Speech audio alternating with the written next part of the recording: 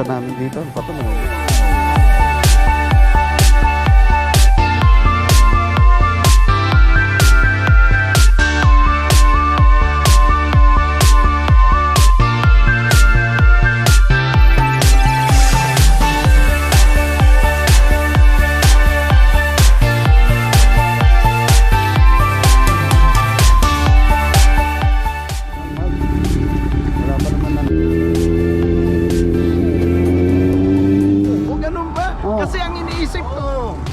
Sorry, hindi ko na ano. Kasi nandyan ako sa cake. Sa Jimmy. Dumaan ko. Sa ano ka nila? Doon sa kanilang ng master bedroom with the family area. So, first step niyan.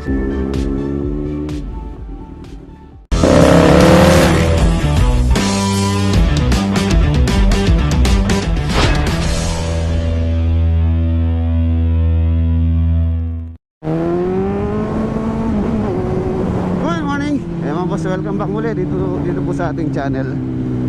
Ayan, meron po tayong pupuntahan ngayon dito sa Nueva Ecija. Nueva Ecija. Asa po sa ating subscriber na actually dapat last week ko pa pinuntahan to. Yan, shoutout kay kuya. Kaya lang medyo busy. So ngayon po bibigyan natin ng time. Yan, gamit natin syempre ang ating Z900 si Senki. Biyahe tayo papuntang Nueva Ecija. Tapos dadaanan pala natin yung farm ni paring Jimmy. Magkikipag-ano muna tayo dun, coffee, bago tayo dumiretso sa ating lakad ngayong araw ng Saturday. Ayan, kung pinapanood nyo po ito, malamang linggo na dahil delay tayo ng 1 day. Sabado tayo ngayon, so may i-upload ko pa tong video na to. Malamang Sunday nyo na po mapapanood to, bukas. Let's go!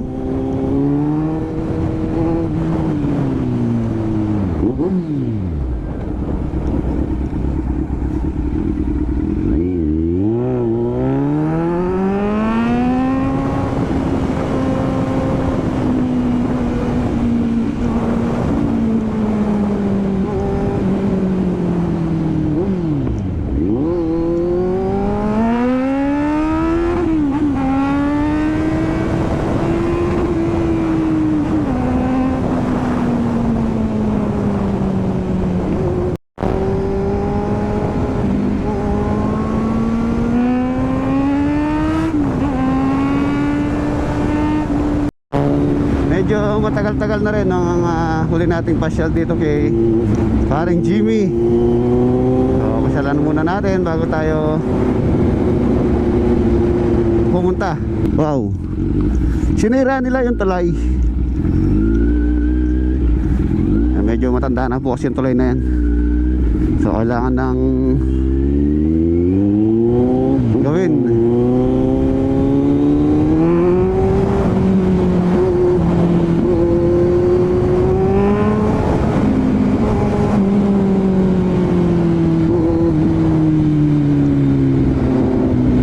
Last na ginamit natin si Senki Z9 nung rides po namin nila Idol Boss Reed, ayan, sina Jet Li, sila Senator, ayan, marami pang iba na mga sikat na motovlogger nakasama natin doon. Napaka memorable nung rides na yon. Unang rides ko, ayan, yun pa yung ating mga nakasama, mga bigatin na mga motovlogger dito sa ating dito sa Pilipinas. Siyempre with special ni Senator JB Estrada na madalang lang talaga kung yung opportunity na yon na makasama ang mga sikat. Yan, siyempre especially na-meet ko na rin ang aking isang idolo na isa ring Kapampangan vlogger. Ayan, proud to be Kapampangan. Siyempre si Idol Reed. Shoutout Boss Reed. Sana maulit pa yung ating rides. Yun o. Maaga pa naman mga boss. Time check alas 7:30. May time pa tayo para makipagkwentuhan dito sa mga gym squad. At syempre kay paring Jimmy. Ay, bomba daw. Bomba.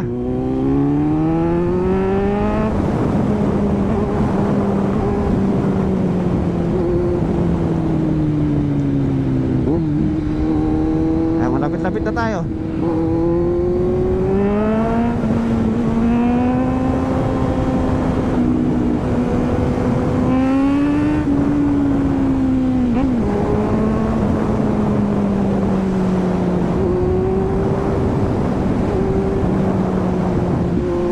Okay. Nandito na tayo. Ayun oh. Kaya nakita ko na maraming mahogany dito sa may dike. Uy, sarado. Ay, sarado. Anong makapasok dito? Uy.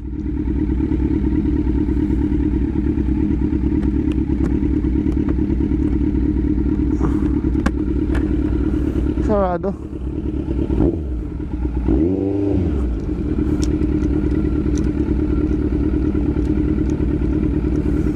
Sarado.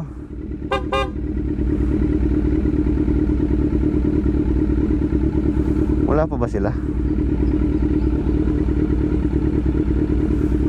Wala pa yata. Wala pang mga tricycle doon.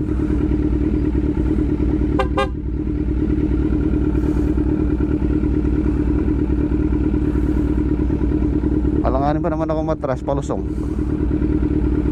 Ano kaya to?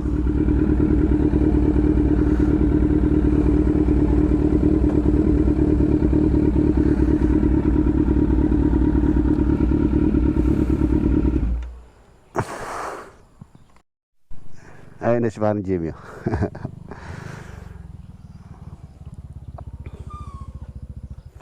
Parang tatawag na sana ako sa'yo eh. Hindi, doon pala narinig ko yung motor mo. Oo. Wala na. Namimiss kita eh, kaya gusto ko nang pasyalan eh.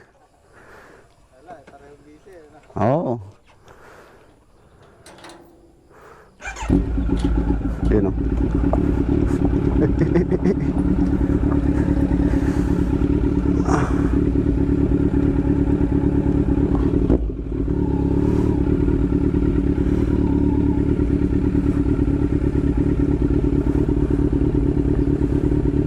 Dito na tayo. Magkikipagkape tayo. Magkikipagkape. Lagyan ko ng kalso baka bumuon, matumba ang sapatos ni Senki. Ang ganda ng talong. Ang gaganda ng talong. Tapos punta namin dito. Ano pa ito? Maliliit. Malugtog ka pare. Yung ano pare, yung alam mo yung nagpunta rito nun? Yung mag-asawa? Si Jan tsaka si ilan ba yan? Oo. Oo. Kain daw, may pinapatin sila dun eh. Ay, nakausap mo na. Oo, yung bumisita rito. Ang dami pa ng mga kasunod na activities nila parang Jimmy oh. Mga ano pa raw to mga boss, mga 3 harvest pa. Dami to.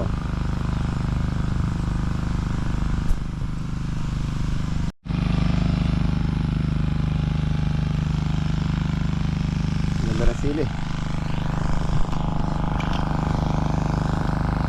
Maya alis na po tayo para maaga din tayo makabalik, makapagpahinga ngayong araw ng Saturday. Bukas Sunday meron po tayong darating na bisita sa farm bukas.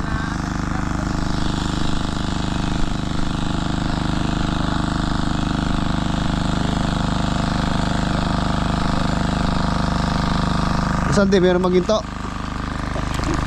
Wala nga pare, naghanap pa mo. Kaya naman pa ho niya pagka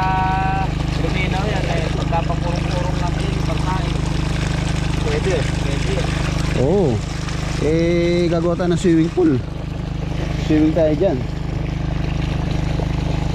Oh, ilaw na.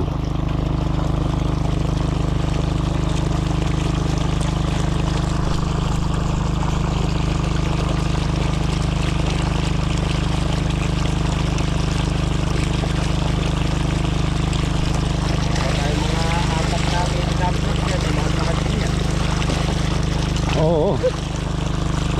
Bandik yan, no? Ganda pang pantambak yan. Siksik ka agad yan pagka tinubi kasi yan pare pag natuyo. Oo. Diba?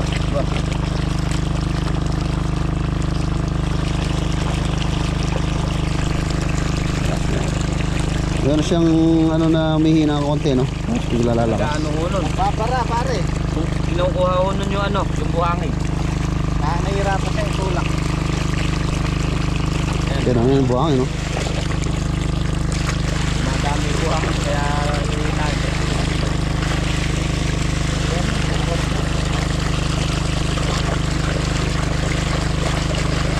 Yung labaso na yan, baka hindi magkakalayo din yan. Oo.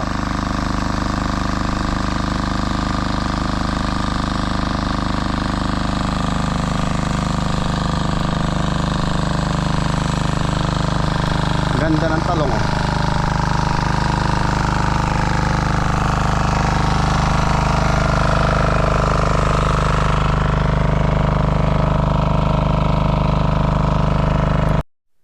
Ayan, alis na po tayo. I-uwis ko lang yung location. Medyo may kalayuan din halos sa simula dito. Nasa kulang-kulang isang oras pa yung biyahe, eh, no? 57 minutes, nasa 25 kilometers. Medyo dulo na ng Nueva Ecija to. Para din tayo nagpunta na ata ng ano, Talugtog. Medyo may layo din. Ay sus, Ginoo, muntik na mabasag yata itong cellphone natin. Napunta ako sa photos.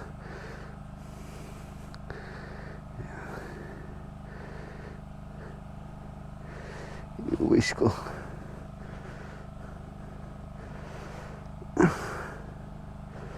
Alright, okay.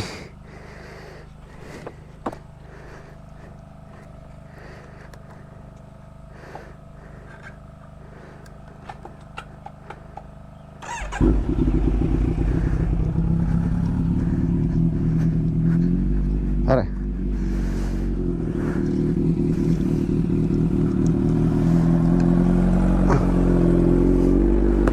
Let's go. Parang Jimmy, bibili siya ng ano,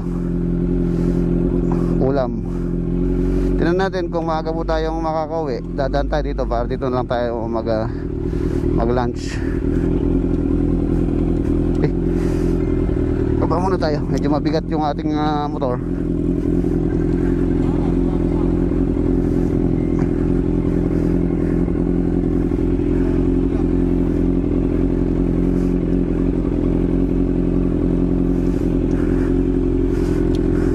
Let's go.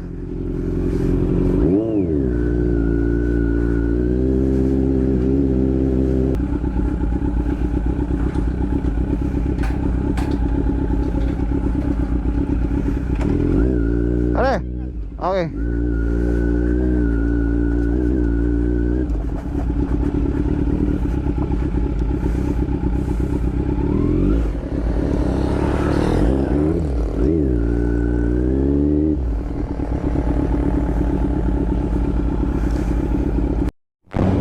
Pupuntahan pala natin dito mga boss, sina Ate Stella tsaka kay Kuya John.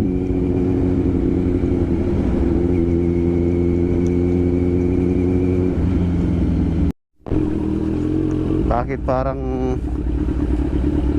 paliblib ng paliblib itong pinapasukan natin na tinuturo ni Google Map? Ayan, rough road na dito. Nakakatakot bumiyahe dito pagka mag-isa ka lang. Oh,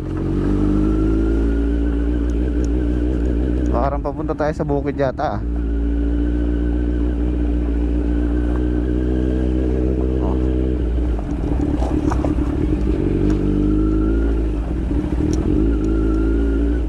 Ito, sementado na dito.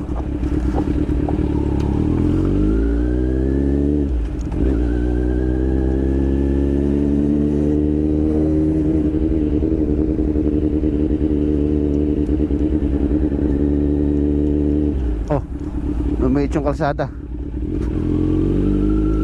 Ba, meron bandaan dito. Oh, habulin pa tayo ng aso. Ba, ito. Tapos saan tayo? Dito tayo.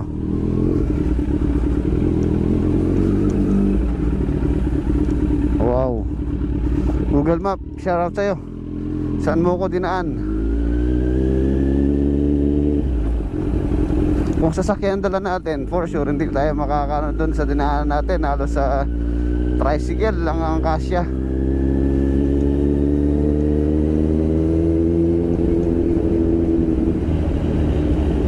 Oh,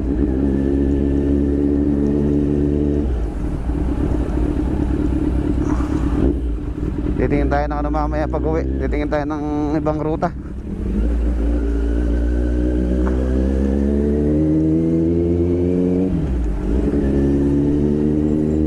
Nakakatakot dito dumaan.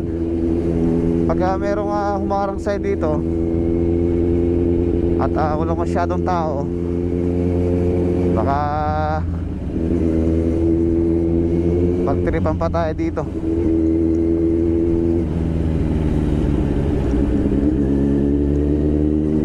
Ayun, mukhang ano na yung sa kanto na yun, highway na.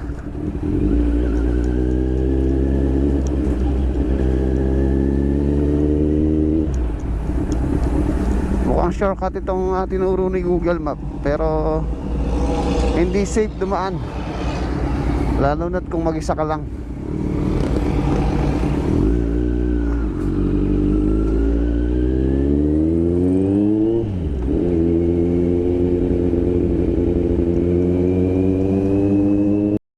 Oy, mukhang pista dito ah.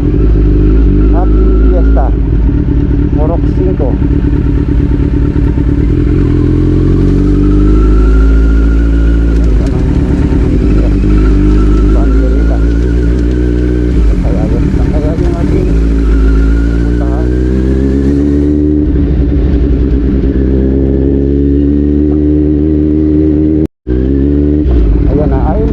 Napagtanungan natin ito raw, tapos kaliwa tayo rito, dire-diretso. Yun na raw yung ating hinahanap na lugar, Villa Risa. Doon yung landmark. Wala pa naman ano, hindi pa naman naka ano sa Google Map. Hindi siya naka register. Villa Risa.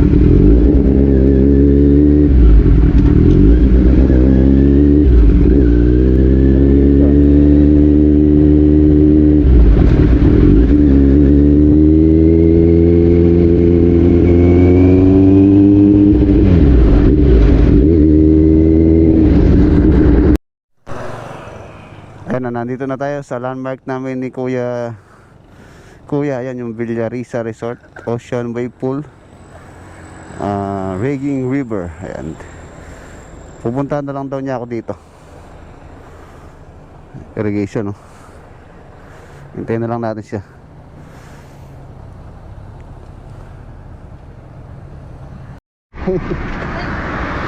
Akala ko dala mo yung ano mo. Sakyan mo. Sorry. Naka-motor po ako. Nice meeting yun. Okay, sundan mo na ako. Dito po yun? Yeah, papasok. Actually galing po ako dito eh. O ganun ba? Oo. Kasi ang iniisip ko, dala mo yung ano. Nakita mo na pala yung arko. Oo. Oh. Sorry. Hindi ko na ano. Sundan mo na lang ako. Sige po. Sundan namin si Kuya dyan.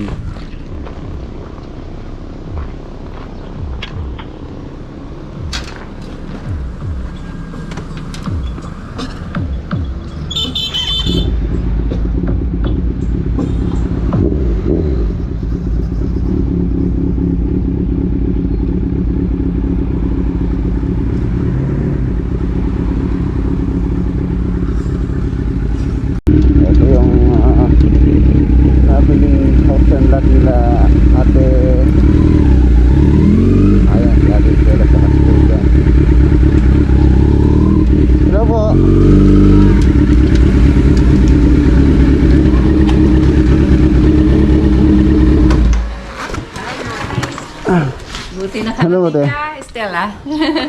Nandito na pala sa kanila. Dyan po ako dumaan kanina eh. Ah, dito. na-miss yung ano, okay. Kasi nandyan ako sa sa gate. Sa Doon sa shed. Oh, Okay. Halika. opo. Kala namin kasama mo si Jimmy. Dumaan po ako kanina doon, kaya lang busy sila eh, nagpapatubig. Oh, okay.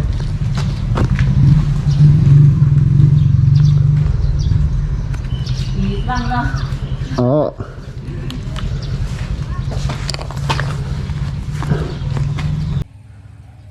Ayan na, ito po yung bahay ni Kuya Chan tsaka ni Ate Stella. 1,750 ang total lot area nito kanilang lote. Ay, laki nito. Ano kaya to? Parang lemon. Hindi naman.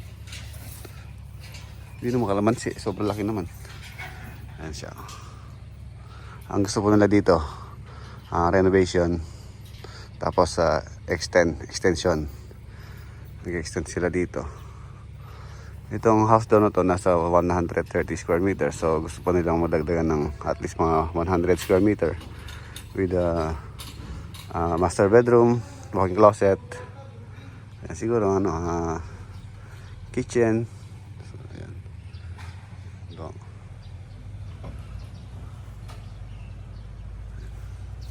Bye siya. Let's go. Nagyaya silang kumain or mag-lunch. Actually, di pa lunch eh. Alas 10 pa lang.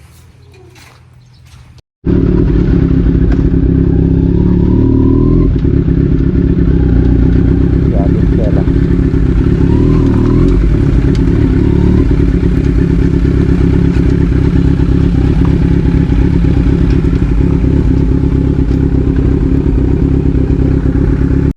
Nandito na tayo. Dito tayo magpapark.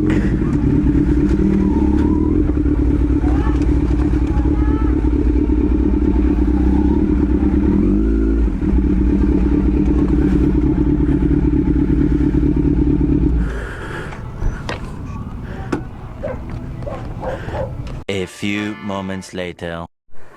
So, ayan na mga boss, tapos na po kaming mag-lunch nila Ate Stella tsaka ni Kuya John. Shout out. Maraming salamat po sa napakasarap na lunch. Ang dami po nilang in order, halos hindi namin maubos. So, ayan. Let's go. Napag-usapan namin yung kanilang balak doon sa nabili nilang lote dito sa Hain, Nueva Ecija. Ay, wait pala. Hindi ko alam yung location or yung daan. So, kailangan nating Google Map. Google Map tayo. Google Map. Are you? Sa ano tayo? Exit muna. Arayat. Arayat, Pampanga. Start. So yan, napag-usapan namin yung balak nila dun sa kanilang nabaling lote. Yung bahay medyo may kalumaan na, so gusto nilang ipa-renovate. Ayan, tapos dadagdagan po, lalakyan pa yung bahay ng master bedroom with the family area. Ayan. Tapos ano pa ba? So yun, first step po sa mga gusto magpagawa ng bahay, syempre kailangan natin ng plano. So first step niyan, sila muna nila architect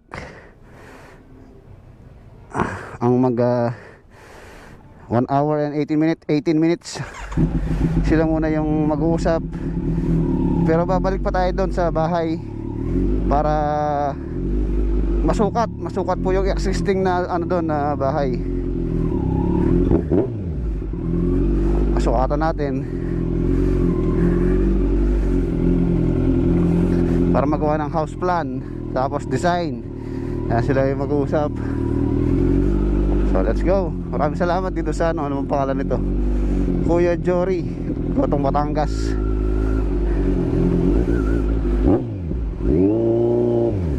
Let's go.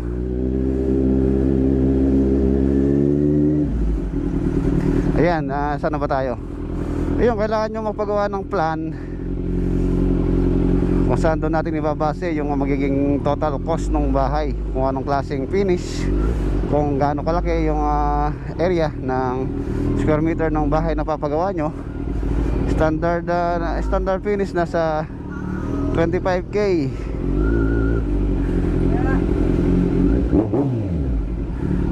25k ang per square. Kaya para may idea lang po kayo.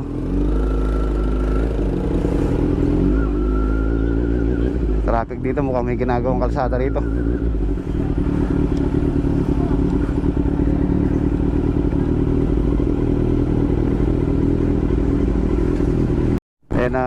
Meron parang ginagawang ano dito, tulay. Kaya pala medyo traffic.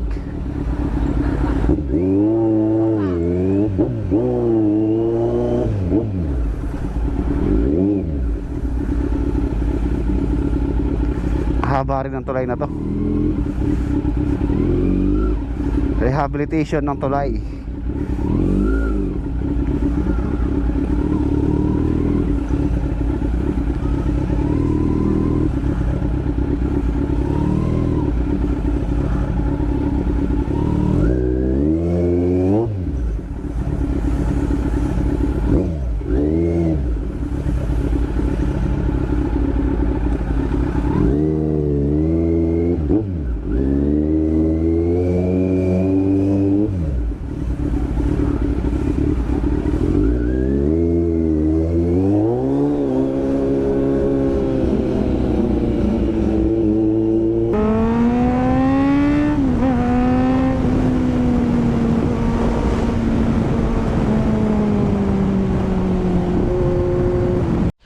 Yun o, ayun na mga boss, na dito na po tayo sa farm.